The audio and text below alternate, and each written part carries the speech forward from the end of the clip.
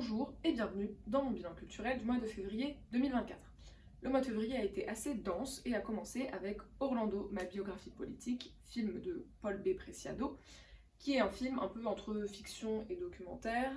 Paul B. Preciado est un artiste trans dont le point de départ pour ce film a été... On m'a souvent demandé pourquoi est-ce que j'avais pas écrit d'autobiographie.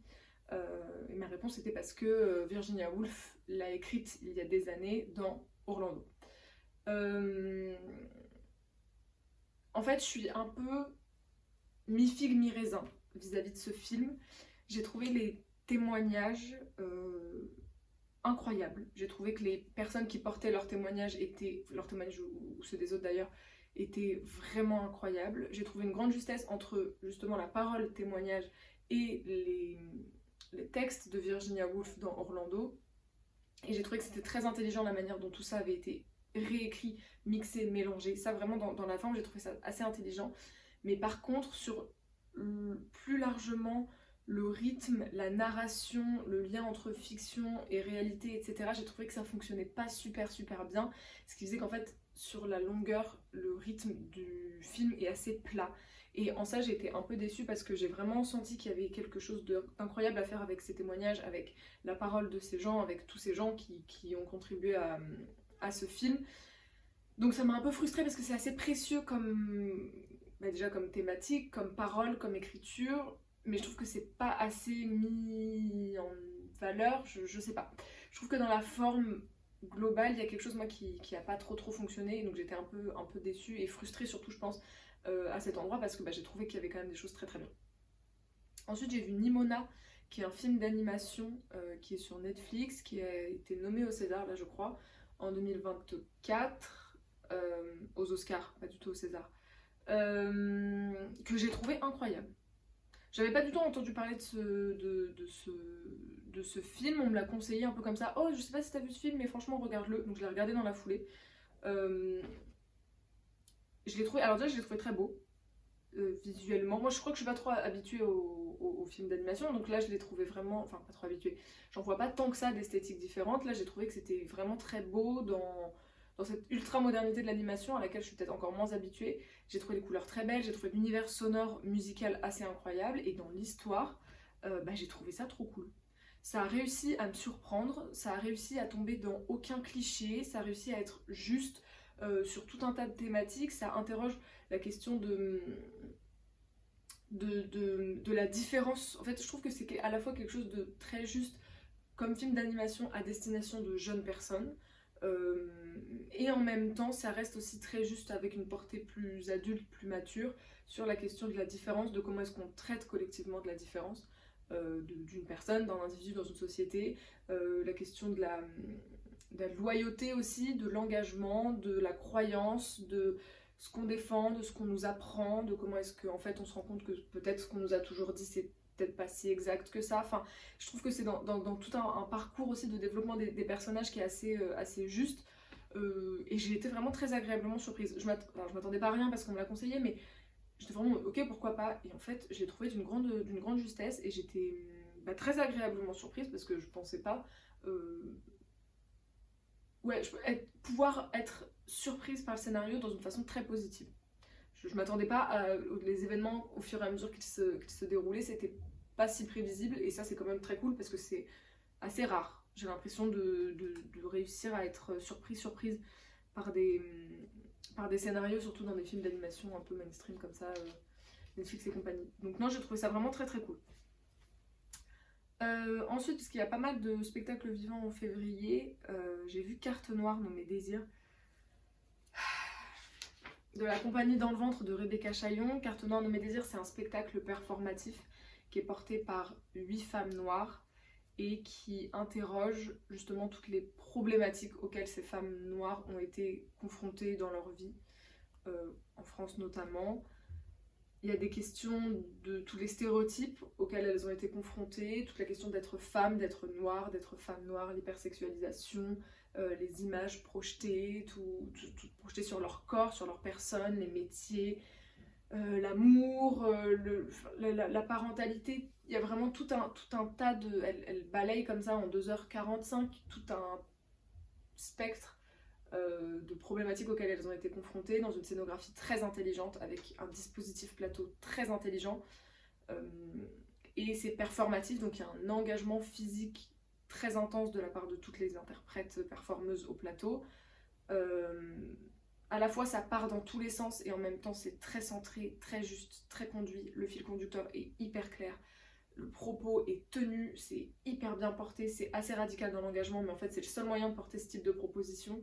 J'ai trouvé ça vraiment exceptionnel. Moi j'ai été une vraie claque, et en fait 2 jours après il y avait une rencontre avec Rebecca Chaillon qui je pense a été la claque qui a terminé la claque, enfin, qui a été vraiment ce qui a terminé pour moi l'expérience que j'ai eue de ce spectacle performance. Déjà du fait d'entendre Rebecca Chaillon parler de son travail et parler elle de son parcours en tant que personne, et qu'en fait en tant qu'individu ce spectacle elle n'aurait jamais pensé le créer parce qu'elle-même elle revient de très loin par rapport à tout ce racisme intériorisé, par rapport à tous les stéréotypes qu'elle pouvait elle-même avoir sur les femmes noires et sur elle, comment est-ce qu'elle s'identifiait et ne s'identifiait pas en tant que femme noire. Donc tout son parcours à elle, intime, qui l'a amené à la création de ce spectacle, et aussi d'entendre les personnes qui étaient dans la salle et qui ont échangé avec elle sur ce que cela a fait, ce spectacle.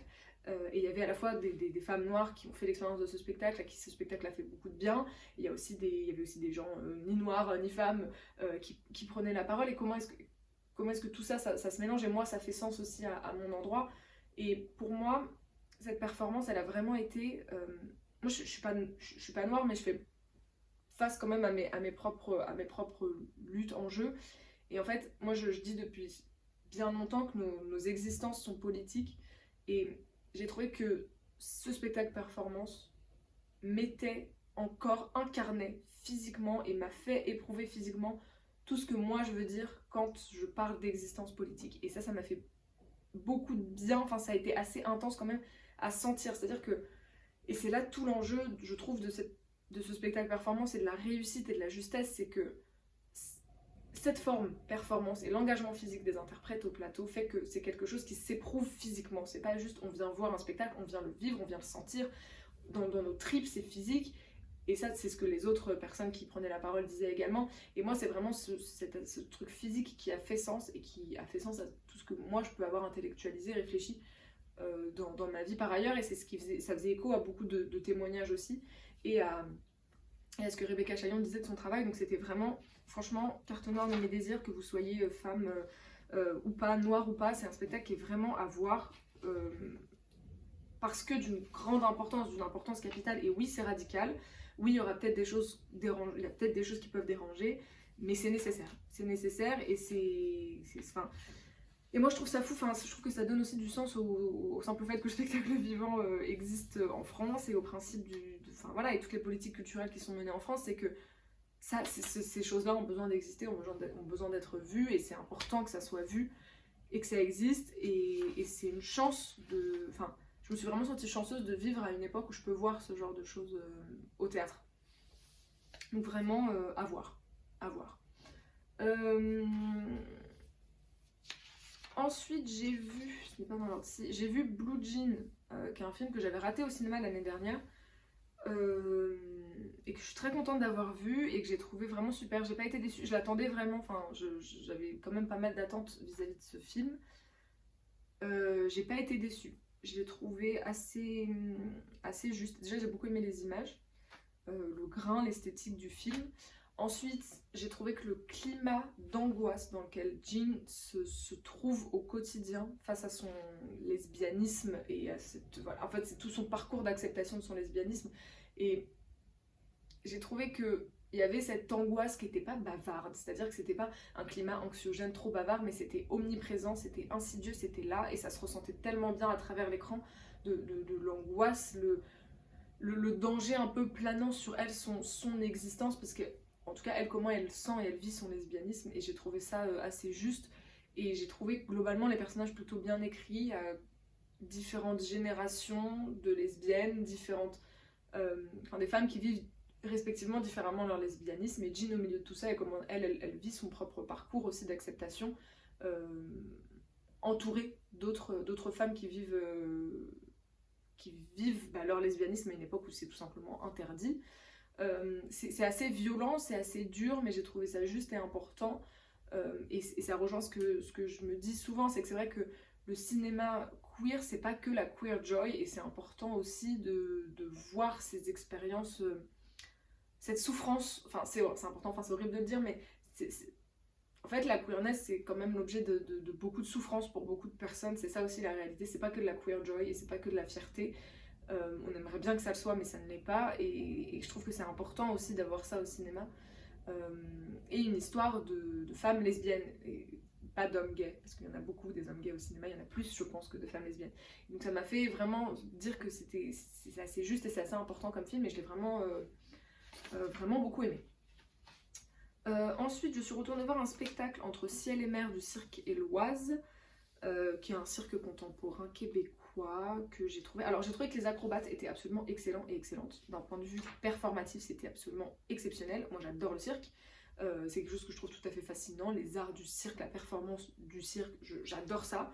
Donc j'étais vraiment scotchée pendant tout le spectacle. Voilà, c'était vraiment, vraiment exceptionnel là-dessus. Il n'y a rien à dire.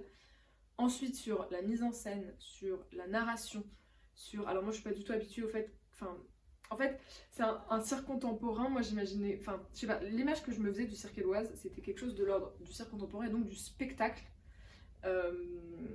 poétique qui, pendant 1 heure et quelques, va dérouler un spectacle poétique avec des images, avec des choses belles, avec une narration si on le veut en fond, mais voilà, quelque chose vraiment de poétique et de l'ordre du spectacle vivant, comme on peut écrire un spectacle de danse ou de cirque, par exemple, comme le fait Raphaël Boitel. En fait, c'est pas du tout le cas. Le cirque éloise, c'est du cirque contemporain, c'est-à-dire dans le sens où il n'y a pas de... Voilà, il y a évidemment pas d'animaux, etc. Mais en fait, il y a Monsieur Loyal, c'est des numéros qui se succèdent, et on applaudit à chaque numéro, etc. Et ça, moi, j'avoue, je m'attendais pas à ça, et c'est ça, je pense, qui m'a un peu aussi... Alors, pas dérangé, c'est un grand mot, mais qui a un peu fait que je me suis trouvé à un endroit où je ne m'attendais pas à me trouver, et donc j'étais un peu... Moi ça m'énerve en fait d'applaudir au milieu des spectacles, mais ça c'est... Enfin, c'est moi qui suis peut-être probablement trop psychorigide dans l'éducation spectacle vivant que j'ai eu, mais moi ça m'énerve, et du coup j'avais un peu ce truc, ah oui d'accord, et en fait ce truc de numéro, ce truc un peu cabotin, de je fais des choses pour qu'on m'applaudisse, et puis enfin... Voilà, au milieu de mon numéro, j'attends comme ça qu'on applaudisse parce que je viens de faire un truc exceptionnel et tout. Moi, je suis pas trop, voilà, je suis pas trop dans ce truc-là. La scéno était un peu poussiéreuse quand même. Et globalement, voilà, la mise en scène, la narration, j'ai pas trouvé ça terrible. Après, voilà, les acrobates sont exceptionnels. Techniquement, c'était incroyable. Mais tout le reste, moi, ça m'a un peu... Il y avait la musique live, c'était assez cool. Mais voilà, c'est pas le spectacle dont je me souviendrai dans 6 mois et dont je dirais de ma saison 23-24 qu'il a été un spectacle central. Ça c'est sûr, mais je suis très contente d'avoir vu du cirque parce que j'en vois peu et que, ce que je dis, la technique de cirque, moi je trouve ça génial. Ensuite j'ai vu Les Identitaires Marquables de Charlotte Rousseau, de la Presque Compagnie, et je crois que c'est la première partie, en fait non c'est un diptyque ou un triptyque, ce projet Les Identitaires Marquables. Charlotte Rousseau c'est une chorégraphe mais aussi musicienne, enfin elle fait du DJ, du live machine, je sais pas trop comment ça s'appelle. Bref, en fait Charlotte Rousseau, elle écrit ses spectacles en ne pensant pas d'abord la matière chorégraphique et ensuite on met de la lumière et ensuite on met de la musique. Pour elle c'est un tout, c'est des spectacles en fait très plastiques, très visuels, parce qu'il y a des jeux de lumière qui sont centraux et en fait qui font, en gros, la musique contribue autant que la lumière, contribue autant que la scéno, contribue autant que la danse. Et ça je trouve ça vraiment très, très juste dans la mise en place, et visuellement ça donne des images incroyables, c'est très plastique comme travail, c'est très cinématographique, c'est très plastique, c'est vraiment très beau, moi ça m'a beaucoup plu. Et je trouve, et moi l'écriture, parce que je connais un petit peu son travail à Charlotte Rousseau, et c'est une écriture chorégraphique, donc écriture des corps, que je trouve assez intéressante. Il y a 3 interprètes au plateau, dont Charlotte Rousseau, et je les ai trouvés très justes. En fait c'est assez simple dans le corps, il y a des choses de l'ordre de la lenteur, et en même temps de la vivacité, quelque chose qui réagit, qui se contracte, la réaction. C'est un peu comme ça dont elle parlait de son travail, c'est d'aller chercher ce truc d'instinct de... comme ça. C'est qu'est-ce qui fait que j'ai peur, je réagis, il y a un truc qui me trigger, donc dans le corps ça donne quelque chose voilà, qui se contracte, qui se réunit, qui se relâche, et ça je trouve ça assez chouette. Quelque chose de très rapide, enfin ça va vite quoi, à un moment ça va être dans une douce lenteur, quelque chose de très lent qui va prendre le temps, qui va dégouliner jusqu'au sol et qui se rattrape et puis papa. Enfin voilà, moi je trouve que physiquement, dans le corps, j'aime beaucoup son écriture à Charlotte Rousseau, donc je trouve que ça fonctionne très bien, et ses interprètes portent ça avec elle vraiment très très bien. La musique est ouf, mais en fait même à un moment donné, elle se met, elle, derrière ces boutons-là. C'est-à-dire que Charlotte Rousseau qui fait de la musique, c'est déjà un spectacle en soi, et ça, plus la lumière, alors il y a des jeux de fumée, peut-être un peu too much, par moment la fumée, mais il y a des choses qui font des images vraiment magnifiques, j'ai beaucoup aimé. Après, je sais pas si dans le temps, moi je sais que ça m'a plu, mais c'est toujours la question que je me pose, est-ce que quelqu'un que j'emmènerais voir un spectacle de danse contemporaine pour la première fois ce jour-là, est-ce que cette personne aura envie de retourner voir des spectacles? C'est toujours la question que je me pose. Oui et non, parce qu'il y a quelque chose d'un peu long quand même, il y a quelque chose qui s'étale dans le temps, qui moi ne me dérange pas, mais qui peut, je pense, donner une impression de longueur à des personnes qui seraient pas trop habituées à voir de la danse. Donc voilà, c'est peut-être un peu la limite, mais sinon moi globalement, de toute façon, enfin, je suis pas très objective, parce qu'en fait j'adore Charlotte Rousseau, tout simplement. J'ai lu... Ah là là, ah là là, un bijou, un bijou, un bijou. J'ai lu Les Guerres de Lucas. Mais déjà rien que l'objet est magnifique. Je suis ravie de le posséder. Les Guerres de Lucas, c'est l'histoire, c'est ouais, l'histoire de George Lucas et de comment il en est arrivé à faire Star Wars. Moi Star Wars j'adore, ça fait partie de ma pop culture de façon assez centrale. C'est un bijou, cette BD. En fait, je la conseille à quiconque aime Star Wars et à quiconque ne connaît pas Star Wars. Parce que je trouve que ça nous apprend beaucoup, bon déjà sur cet homme, George Lucas, George Lucas, parce qu'il est américain, qui est un réalisateur, voilà, ça nous apprend des choses sur cet homme, qui est quand même un homme très intéressant, sur comment est-ce qu'il est arrivé au cinéma, sur son histoire personnelle, sur les drames de sa vie, sur comment est-ce qu'il a failli crever quand il avait 17 ans, et comment est-ce qu'il s'est retrouvé à réaliser Star Wars, qui est quand même un conte de la science-fiction et même de la pop culture aujourd'hui dans le monde. Mais ça nous apprend aussi beaucoup sur le cinéma, sur comment ça fonctionne d'un point de vue technique, matériel, sur comment est-ce que les effets spéciaux de Star Wars, parce que George Lucas il est arrivé avec un truc un peu visionnaire, il voulait des choses à une époque où ça n'existait pas techniquement, enfin c'était pas possible techniquement de faire des choses, et donc comment est-ce qu'ils y sont arrivés, comment est-ce que voilà d'un point de vue technique, science-fiction, effets spéciaux, etc., comment ils ont travaillé, et aussi d'un point de vue industrie cinématographique, Hollywood, grand studio, production, et tous les travers de ça, et comment est-ce qu'il a négocié les droits de Star Wars, tout un tas de choses, le casting, comment est-ce qu'il a recruté comment est-ce qu'il a casté les personnes qui sont devenues les visages de la saga. C'est absolument passionnant, et en fait la BD souvent ça a ce truc un peu frustrant de... Vu que c'est des formats, alors c'est pas court, mais vu que c'est des formats un peu réduits, on peut pas aller en profondeur dans les choses, c'est faux. Enfin, c'est faux. Moi-même, je le dis tout le temps, là, ça contredit tout ce que je peux penser de la BD, parce que ça va dans des... Alors, ça va pas dans des degrés de détail immenses sur qu'est-ce qu'ils mangeaient à chaque repas le jour du tournage, mais je trouve que ça va assez à la fois sur un spectre large de tout ce que ça recouvre d'avoir créé Star Wars, et en même temps de façon assez précise, et pas trop en surface. Je trouve que c'est vraiment, c'est incroyable, c'est vraiment, je recommande, je pense que, je sais pas. Voilà, ensuite, j'ai vu Perdrix d'Erwan Leduc. Est-ce que je l'ai regardé parce que Swan Arlo est l'un des personnages principaux? Oui. Est-ce que j'ai regretté? Non. Et ça, c'est rare. Pour une fois, c'est un film que j'ai regardé pour un acteur du casting et que je suis très contente d'avoir regardé. Je l'ai trouvé vraiment, vraiment super. Pour moi, c'est un délice de voir ce genre de film. C'est bien construit, les personnages sont intéressants, ce que ça raconte, c'est intéressant. La vie un peu pas passionnante que vivent nos personnages, un peu plate, je trouve que c'est hyper bien retranscrit dans le rythme du film, sans être ennuyeux, alors qu'en fait leurs vies elles sont un peu ennuyeuses, on va pas se mentir.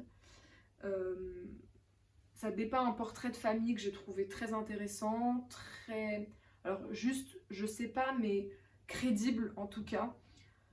Ouais, les relations interpersonnelles, le rapport à soi, le rapport à l'existence, le rapport à notre existence, enfin son existence personnelle, par rapport à l'existence globale. Enfin, voilà, j'ai trouvé ça très beau, j'ai trouvé ça même visuellement très beau, et Swan Arlo, je confirme, crève l'écran, c'est quand même quelque chose d'assez exceptionnel, je l'avais trouvé absolument magnétique dans Anatomie d'une chute, je le trouve tout autant dans ce film. Voilà, moi j'ai passé vraiment un bon moment, je trouve le rythme et l'atmosphère vraiment réussis, enfin, j'ai vraiment trouvé ce film super, et je ne m'attendais à rien en le regardant, mais je l'ai trouvé... Ouais, je l'ai trouvé vraiment bien. En fait, c'est le réalisateur qui a fait La fille de son père, que j'ai vu cette année, en fin d'année dernière au cinéma. Et c'est une fille sur Instagram qui m'a dit: Ah, mais est-ce que t'as vu Perdrix? C'est un film qu'il a fait aussi, que je trouve assez exceptionnel. En plus, il y a Swan Arlo dedans. Enfin, ça rejoignait les deux trucs. Et j'ai regardé, et effectivement, il est vraiment super. Je suis allée voir Dali de Quentin Dupieux au cinéma. Mais quel. Mais. J'ai tellement ri. J'ai tellement ri. En fait, ce film, je l'ai. Après, il faut dire que j'ai un passif avec Dali. C'est-à-dire que j'ai étudié alors son art, mais aussi son personnage en histoire de l'art quand j'étais à la fac. Ce qui fait que j'avais un lien un peu avec de très bons souvenirs liés à Salvador Dali et à ses interviews et à son personnage et à comment il créait, à qui il était, à l'analyse de ses œuvres, etc. J'avais déjà ce lien-là à Salvador Dali. Donc là, franchement, mais qu'est-ce que j'ai ri. En fait, j'ai trouvé ça super que... Bon, déjà, j'ai trouvé que les acteurs le portaient plutôt bien, le personnage de Dali dans son truc, Alors, c'était assez inégal de l'un à l'autre, mais... D'un acteur à l'autre, c'était assez inégal, mais bref, globalement, j'ai trouvé que c'était très bien porté, que c'était marrant, qu'il y avait quelque chose de vraiment de drôle, d'ironique et d'assez vrai. Enfin, moi, je retrouvais tout ce que j'avais pu entendre, lire, voir de Dali en tant que personne qui a existé. Donc là-dessus, vraiment, j'ai été comblée, c'était très drôle. Et ce que j'ai trouvé incroyable, c'est que Quentin Dupieux a construit son film de façon aussi what the fuck, ça n'a aucun sens, qu'une œuvre de Dali. C'est-à-dire que l'histoire du rêve, et là je me suis réveillée, et là je me suis réveillée, qui répète, en fait on sait plus, on n'a aucun repère spatio-temporel dans la ligne du temps des événements, on comprend rien en fait de ce qui se passe si on essaye de retirer de remettre dans le bon ordre les choses, de qu'est-ce qui est arrivé à quel moment, qu'est-ce qui s'est passé, qu'est-ce qui s'est pas passé, qu'est-ce qui était vrai, qu'est-ce qui était... On comprend rien. Et toute la construction du film, ce truc complètement absurde qui n'a aucun sens, et qui est complètement matchy-matchy avec comment Dali crée ses œuvres et le travail plastique et artistique de Dali. Moi j'ai trouvé ça mais super. Et le fait qu'on comprenne rien, quand j'ai compris qu'on allait rentrer dans cette logique de en fait, what the fuck, je comprends rien de ce qui se passe, je suis en mode mais c'est du génie. J'exagère, c'est pas du génie, mais c'est trop bien d'avoir construit le film comme une œuvre de Dali. Donc vraiment, j'ai passé un trop bon moment de cinéma. C'était super. Et juste après, j'ai vu La Zone d'intérêt. De salle, deux ambiances, on peut le dire. La zone d'intérêt, je l'ai trouvé dans la forme très bien fait, assez glaçant, assez juste. Sandra Hüller, très très juste dans son rôle. Je vois très bien où on veut en venir et toutes les critiques que je lis et vois qui dépeignent le film comme quelque chose de glaçant, de prenant, de terrifiant. Je l'entends complètement et je vois complètement ce qu'on est en train de faire, ce qu'on est en train de voir, et ce truc de montrer et dire la cruauté, la violence, l'horreur sans en fait vraiment la montrer dans la forme. Enfin voilà, moi je trouve que tout est très juste et je suis d'accord avec tout ce que j'ai lu. Par contre, et j'ai mis du temps à l'accepter, moi ça ne m'a pas touchée et c'est horrible. Et en fait, enfin c'est horrible, il faut pas que je le vois comme ça, mais moi j'ai vraiment mis du temps à accepter que... Et ça m'interroge vraiment, parce que tout ce que je lis de ce film, c'est des gens qui ont été horrifiés, des gens qui ont été pris, enfin vraiment marqués par ce film. C'est pas mon cas et je l'explique pas. Vraiment, je ne l'explique pas. Et je reconnais toutes les qualités de ce film, mais il ne m'a rien fait. Et ça me pose une vraie question sur moi en tant qu'individu, mais aussi sur le film.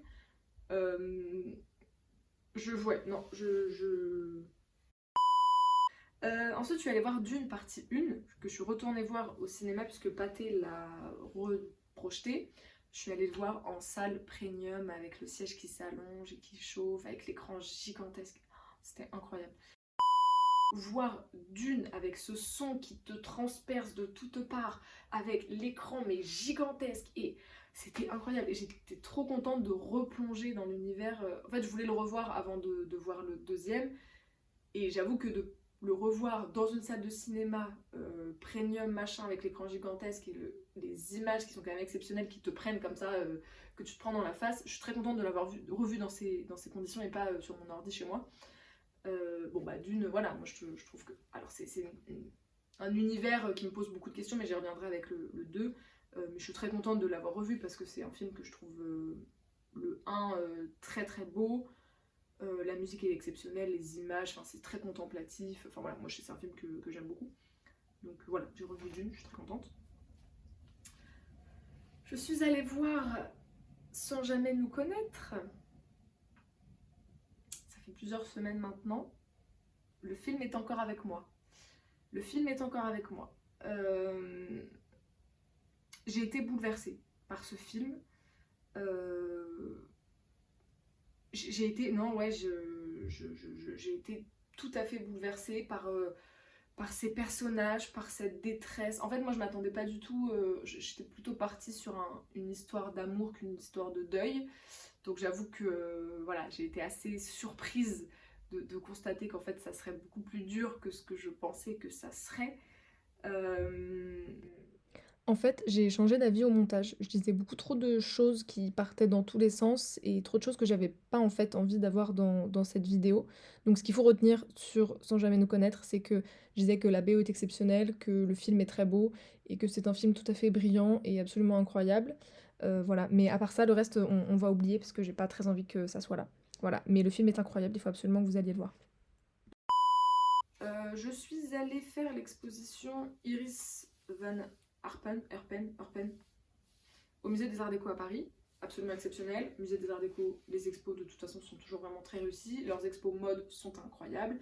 Iris Van Herpen, il y avait trop de monde, beaucoup trop de monde. J'y suis allée un samedi évidemment, mais je n'ai pas le choix. Mais c'était vraiment super, je l'ai trouvé exceptionnel dans la mise en scène, dans ce que ça montrait, dans comment est-ce que le MAD a réussi, enfin le MAD et la designeuse, la créatrice ont réussi en fait à combiner son travail, c'est-à-dire les œuvres, les robes, les pièces qu'elle a faites, avec tout ce qui l'inspire, puisque c'est quand même une femme assez exceptionnelle qui a un intérêt pour un spectre de choses très différentes, notamment scientifiques. Donc tout ce qui l'inspire et dont elle tire son travail, les éléments, etc. Et en même temps des créations plastiques, artistiques contemporaines qui sont en lien avec elle, son travail et ce qui l'inspire. Enfin, je trouve que c'est vraiment un savant mélange de tout ça. Dans l'espace, c'est très réussi. Alors après, d'un point de vue scéno, les cartels sont hyper mal foutus. Bon, ça c'est le musée des Arts Déco là-dessus, j'ai l'impression qu'ils se foirent à chaque fois. Mais ouais, j'ai trouvé que globalement, le choix des pièces et de la narration, entre guillemets, du déroulé de l'expo est très réussi. Il y a toute une partie sur son atelier, sur comment est-ce qu'elle travaille, sur des mini-versions de ses créations. Il y a 3 murs de tous ses matériaux, tous les tissus, tout ce qu'elle étudie, tout ce qu'elle travaille. Il y a évidemment des vidéos de ses défilés parce que c'est quand même un travail, ses robes, ses œuvres, ses créations s'éprouvent aussi physiquement parce qu'il y a quelque chose qui en mouvement fait beaucoup plus sens aussi que juste posé dans le musée. Donc c'était vraiment chouette d'avoir aussi des vidéos. Voilà, c'est une expo que j'ai trouvée vraiment hyper bien fichue, très réussie. Donc j'étais très contente et j'ai aussi fait l'expo mode et sport que j'ai un peu, en fait, j'ai un peu skippé toute la première partie, tout ce qui est la partie historique sur le vêtement, comment est-ce que le vêtement de ville, de sport, machin, le rapport au mouvement dans le vêtement et tout, parce que en fait j'avais déjà fait l'exposition La mode en mouvement, je crois, au Palais Galliera et je l'avais fait en visite guidée avec genre l'assistant au commissaire, je crois, un truc comme ça. Donc toute l'approche historique, je l'avais déjà eue de façon hyper privilégiée lors de cette visite au Palais Galliera, et donc j'allais pas me retaper de relire les cartels sur les choses, que ça avait l'air vraiment quand je voyais les pièces qui étaient montrées, les titres des salles et tout, enfin voilà, j'avais pas envie de faire doublon, on était crevés parce qu'on venait de se faire 2 heures d'Iris Van Herpen. Mais par contre après, la partie où vraiment on voit le lien avec la mode, enfin la création contemporaine, mode, le streetwear, comment est-ce que les grands designers se sont ensuite inspirés du monde du sport et tout. Ça, j'ai trouvé ça super, les pièces étaient trop belles, il y avait vraiment des choses très intéressantes, et ça, moi, c'est ce qui me plaît davantage dans les expos mode, c'est de voir des pièces, de voir aussi l'histoire de la mode, de voir les créateurs tristes qui se saisissent d'un enjeu, d'une thématique, et là, sur la question de mode et sport, j'ai trouvé ça assez chouette. Mais voilà, plutôt sur la deuxième partie de l'expo, parce que la première, voilà, clairement, je l'ai vraiment zappé. J'ai vu Sans toi ni loi, c'était mon premier film d'Agnès Varda. Je m'étais dit après avoir fait l'expo en janvier que je voulais me plonger, rentrer un peu dans son univers cinématographique. Bon, pour l'instant j'ai regardé un film que j'ai trouvé très réussi. C'est drôle parce que moi je suis pas du tout habituée enfin je connais pas bien, je connais pas du tout l'histoire du cinéma, bref. Mais du coup je suis pas du tout habituée au jeu du cinéma français des années 80 je crois. Donc ça m'a un peu fait rire au début, j'ai trouvé ça un peu déroutant la façon dont c'est joué. Mais ça m'a pas du tout dérangé, j'ai trouvé ça plutôt cool. Et j'ai trouvé que c'était un film plutôt très réussi. Plutôt très réussi, j'ai bien aimé les images aussi, même chose, le grain, l'esthétique du film, j'ai bien aimé le rythme. C'est un peu lent, un peu comme ça, mais je trouve que ça contribue à donner sens à la vie de Mona, qui est notre personnage principal. Je l'ai trouvé vraiment plutôt juste comme film, et en fait c'est un film que je trouve intelligent parce qu'en fait mine de rien, c'est un peu mine de rien, c'est un film qui est hyper engagé, mais sans être ouvertement militant, mais c'est-à-dire que c'est quand même l'histoire d'une femme indépendante, baroudeuse, qui est retrouvée morte de froid. Et en fait, donc au début, on la retrouve morte de froid et on retrace un peu tout son parcours et tous les gens qu'elle a rencontrés dans ses déplacements quoi, de baroudeuses et de femmes qui errent un petit peu aussi. Et en fait, ouais, c'est un film que j'ai trouvé assez fort dans son engagement sans pour autant en faire des caisses. Et en ça, je l'ai trouvé très réussi. Donc c'est plutôt une bonne... J'avais un peu peur, j'avoue, au début. Et en fait, pas du tout. Je me suis laissée prendre dans ce truc qui, vraiment, pour moi, fonctionne très bien. Et je suis très contente de l'avoir fait.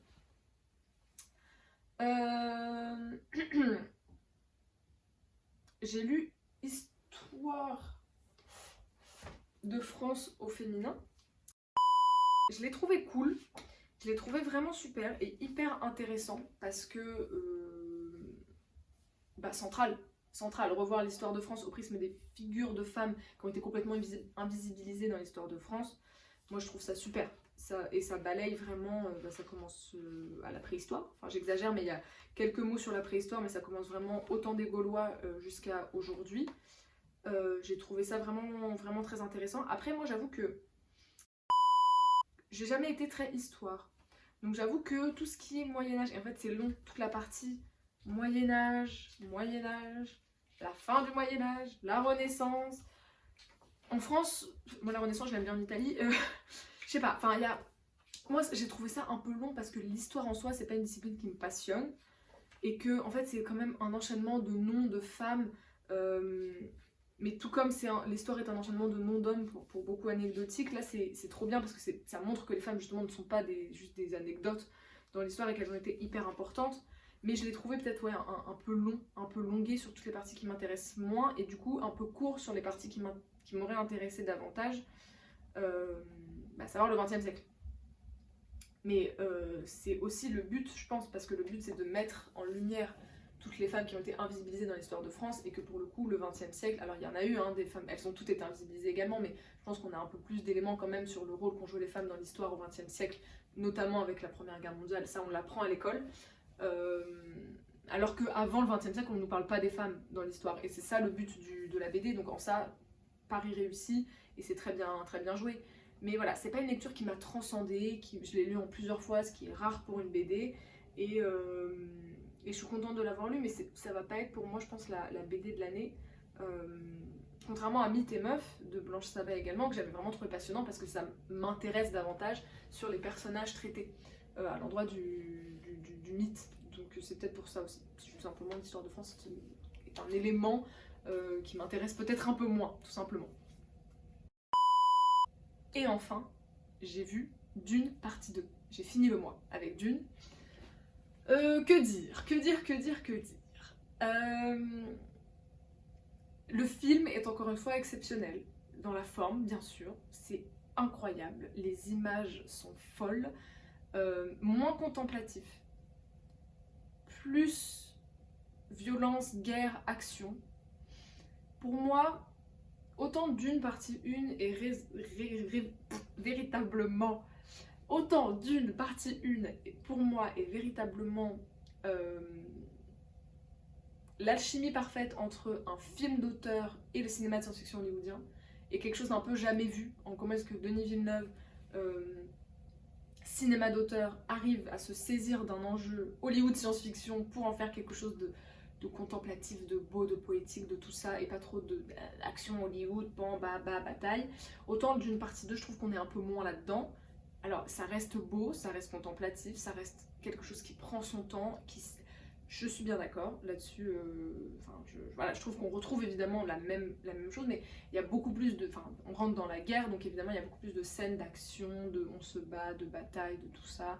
Bon, pourquoi pas. Il y a beaucoup de scènes de foule qui sont assez brillamment quand même... Enfin, la scène de l'arène, avec Faye de Ruta, là, je sais pas comment elle s'appelle. La scène de l'arène est exceptionnelle. La scène quand ils sont dans le Siege Tabar et qui rentrent avec le corps de Jamis et qu'ils traversent la foule comme ça. J'ai trouvé cette scène mais incroyable, assez anxiogène, mais ce truc de foule, j'ai trouvé ça vraiment incroyable. Les scènes dans le désert sont très belles, on voit beaucoup plus de vert, etc. C'est vraiment, voilà, c'est un film qui est beau, qui est brillant. La BO, voilà, c'est central évidemment, et en ça je trouve ça assez brillant parce que c'est un film, l'image ne peut pas se détacher du son. Encore une Dune, vraiment, c'était incroyable. Enfin, j'étais tendue pendant tout le film, j'ai envie de crier avant, après, pendant. C'est incroyable. Mais quand je redescends un petit peu de cette hype que j'ai moi-même, parce que c'est un univers que je trouve exceptionnel, que cinématographiquement, c'est une expérience de cinéma incroyable. Mais une fois que je redescends un peu de ça, et que je réfléchis, je mets un peu en perspective et tout, moi, il y a une vraie question. Mais la question, je me la pose de la même façon dans le livre, hein, qu'on soit bien d'accord. Les Fremen, le peuple Fremen, et la façon dont il est dépeint déjà dans les livres, moi ça me pose une vraie question. C'est pas de l'appropriation culturelle, mais de projeter sur une culture et une population des images. C'est ce que fait Frank Herbert dans le livre, avec déjà tous les mots, enfin tout le langage Fremen qui a quand même beaucoup de mots, de sonorités, de tirer des langues arabes, des cultures, les peuples du désert, déjà le principe même du désert, quoi. Donc ça déjà, ça me pose une question, dans le livre. Et là, dans le film, Denis Villeneuve, il a clairement, enfin, les Fremen, les vieilles femmes Fremen, leur équivalent des révérendes mères, quoi, ce sont des femmes berbères. Les tatouages sont des tatouages berbères. La mise en scène de ces gens du désert, ce sont des berbères. Clairement, ce sont des peuples du désert du Maghreb. On le voit, et c'est l'image qu'il a décidé de projeter sur ces gens, parce que ne serait-ce que les tatouages sur le visage, ce sont des tatouages berbères. Denis Villeneuve a fait ce choix, et moi ça me pose une vraie question. Pourquoi ? En fait, je me dis, pourquoi ? Parce que je pense qu'il aurait pu aller dans quelque chose de moins littéral. Enfin, les djinns dans le désert, il s'est même pas embêté à changer le mot. Les djinns dans le désert. Attention aux esprits, aux djinns qui peuvent venir te parler dans le désert. Et tout ça, moi, ça me pose une vraie question, parce que c'est un peuple qui, du coup, est quand même dépeint comme très puissant, oui, mais comme asservi, et comme jusqu'ici victime des Harkonnen, et qui, comme le dit très bien Chani, qui sera le prochain oppresseur, Paul Atreides, qui lui arrive en tant que duc blanc dans cette population, dire oui je suis l'un des vôtres, mais en fait vient asservir d'une certaine façon cette population, parce que vient jouer de cette histoire de prophétie, même s'il essaye de s'en détacher, même si machin, il vient jouer de cette histoire de prophétie pour se saisir de la puissance des Fremen, pour les mettre au service de son combat à lui, à savoir venger son père. C'est ça en fait en fond l'histoire. Alors oui, Paul est un personnage beaucoup plus subtil et beaucoup plus ambivalent et plein de contradictions et tout, et là-dessus je trouve qu'il est plutôt très réussi comme personnage, qu'on soit bien d'accord. Mais à la fin de la journée, ce qu'on voit, c'est que les Fremen, c'est un peuple dont une partie sont quand même des fanatiques, asservis par une prophétie, qu'un ordre de femmes blanches a instauré dans leur population, dans leur civilisation, dans leur vie. Depuis des années, on leur a un ordre de femmes blanches qui règne sur ce monde et sur cet empire, parce qu'en fait, it's all about le Bene Gesserit, a fait circuler cette histoire de prophétie, a rendu ce peuple. Et je trouve qu'en ça, le mécanisme d'asservissement et de fanatisme et tout, il est plutôt intéressant. Et comment est-ce que la religion est l'opium des peuples, entre guillemets, et comment est-ce qu'on arrive à servir par les croyances. Et ça, Shani est la figure qui le traduit très bien, parce qu'elle lutte contre ça. Et Shani le dit très bien, et les mots sont très bien choisis pour le dire. Mais les Fremen sont un peuple quand même victime de tout ça, et je trouve ça un peu agaçant. Enfin, je veux dire, il avait... Ok, c'est un peuple du désert, mais en fait, il avait quand même toute la liberté de mettre l'image qu'il voulait sur ce peuple-là. Et il a mis une image de peuple du désert du Maghreb. Des gens qui existent vraiment, en quelque sorte. Et ça me pose une vraie question. Et je sais pas, je pense qu'il avait le choix de faire autrement. Donc voilà, et après il y a aussi beaucoup de choses, en fait il aurait fallu, j'aurais bien aimé relire le bouquin avant, parce qu'en fait il y a beaucoup de choses que je ne sais pas si juste je les ai oubliées, ou qui ont été complètement rajoutées, complètement modifiées, ou un peu voilà. En tout cas, ce fut un plaisir, vraiment Dune, ce fut un plaisir de retrouver cet univers, replonger dedans.